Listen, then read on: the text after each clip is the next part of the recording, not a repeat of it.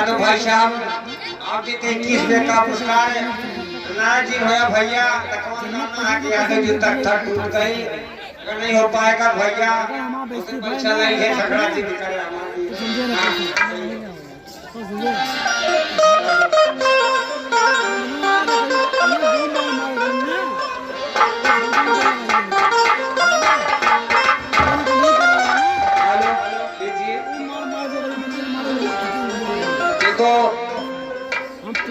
औरत ओके सैया जी परदेश चल गए लेकिन वो का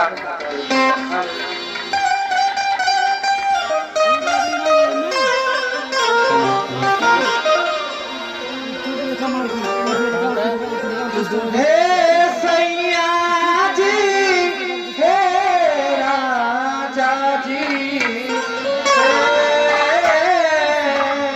सैया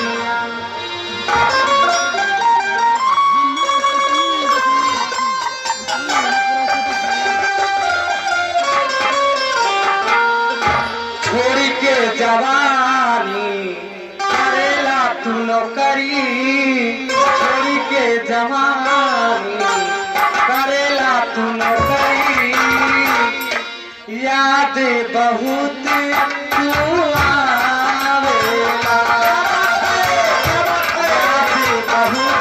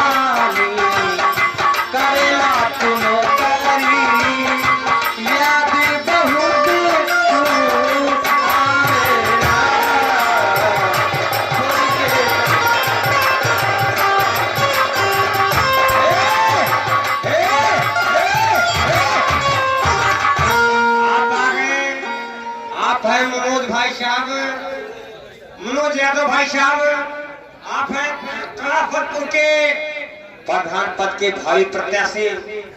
आप ऐसे खर्चा करते रहेंगे, कल मुझसे मिल लीजिएगा, कुछ मैं आपको दे दूंगा, सफल आप हो जाएंगे, अच्छी बात होगी।